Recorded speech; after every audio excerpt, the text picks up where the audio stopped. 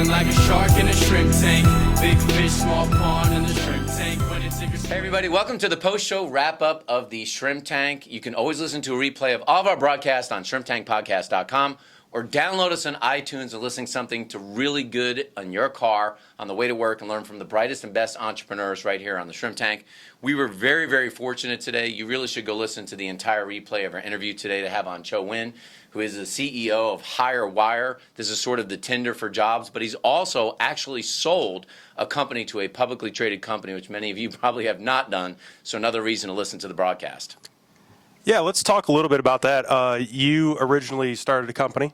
You bootstrapped it, sold it. Can you talk about that experience and then talk about how you angel funded the company Hirewire? Yeah, so my first company was Campus Special, and so that was started my dining room table, bootstrap, didn't raise any money at all, and really just focused on building a good business with revenue and profit and margins.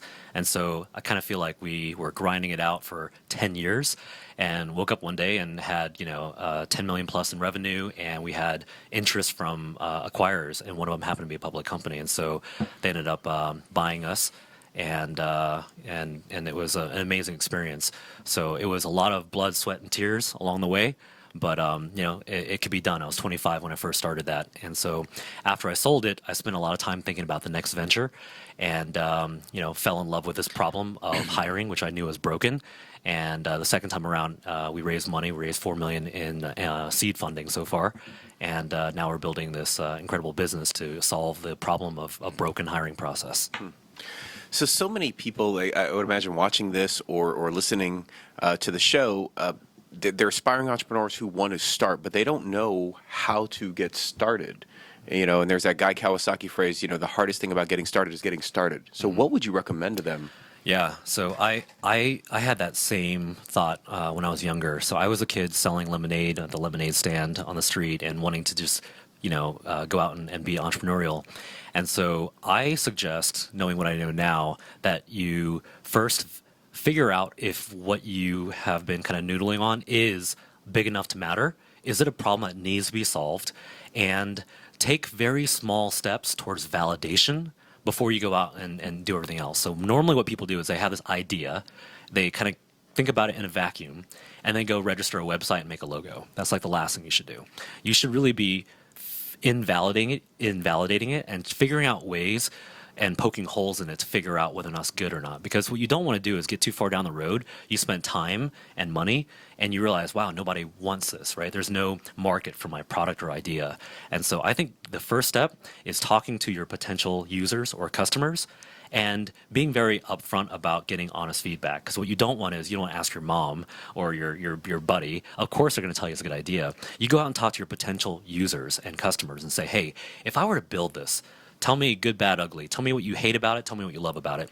And after you do that for a few cycles, you're going to start to be able to shape that idea. Maybe you pivot. Maybe you decide it's a bad idea. Maybe you validate this is a really great idea. And that is step one to me. Before you go out and create a name and a website or pour any kind of money into it or even think about raising money, it really is, does the world need this or is it just noise? Well, it's interesting that we had this interview today, and I'm feeling certain that you're going to tell me the answer is Hirewire.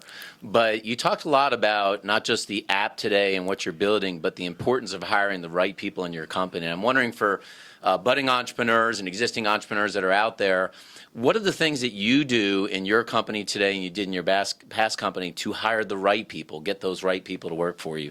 Yeah. So we're a hiring company and a hiring app, but hiring is one of the most difficult things to get right.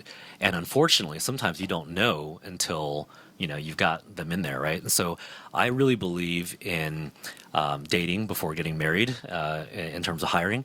And the more you can do that, the better off you are. Because I think what happens is, especially in the early days, you kind of go, oh, well, I have this idea and you like the idea and you're not doing anything and I need somebody, so let's just go become partners. And that's why the rate of divorce within partners and founders is higher than the divorce rate for that very reason, right? Because so many things can change. And when you're in a really challenging situation where you're trying to figure out a really hard problem, that's really where, true colors come to surface. So what I always recommend for finding founders and hiring people is to really get to know people and figure out, are they really in love with this idea and this concept as much as you are? Or are they just looking for a job or something to do? And so the longer you can prolong that, the better. And then there are things you can do like projects and tests along the way, right? So we generally just don't hire people we don't know off the street. We do a contract or we do kind of a project to see if we are compatible and if there's chemistry. And if there is, then we kind of take it the next step. And then sometimes, you just have to hire people and hope it works out. And if it doesn't, then, you just got to be fair about how you part ways. If all goes well, do you guys think you'll be a LinkedIn competitor down the road? We think of ourselves as a LinkedIn for the hourly and part-time industry. Yeah. And, eventually, we think there's an opportunity there. LinkedIn has massive market share in the professional white collar. We're really focused on the underserved blue collar community. Got it. Well, for folks that are out here today and they get a chance to hear your whole interview, hopefully, or they're seeing this post-show wrap-up, how can people who either want to be a candidate for Hirewire or they're an employer out there that may want to use your services get in touch with you and your company? Yeah, so it's actually free to download on the App Store or on Google Play. And you can download the app to your phone, sign up for free, and create a profile. Once you create a profile, it's all self-sign up. You can figure out how to use it from there. We have great support staff if you need to reach out. We also have a web app that's in beta right now. So if you go to hirewire.com, you can check it out there. And then I'm very accessible on LinkedIn and on Twitter at Chau Ducks. Chris, it made me think the whole show that this whole Tinder for Jobs, that the Love Connection is actually coming back on TV. So you'll appreciate that. Chuck Woolery and Two, for those of you that hadn't seen that many, many moons ago. But definitely listen to the whole broadcast of Chau Nguyen, and we learned a whole bunch of things today. Number one is that your business has to be able to solve for a problem. And two, you've got to get the right talent on the bus. And without those two things, it's not a likelihood that your business will succeed. So listen to the whole broadcast. Thanks, Chau, for coming on today, and thank you for watching the post-show wrap-up of the Shrimp Tank.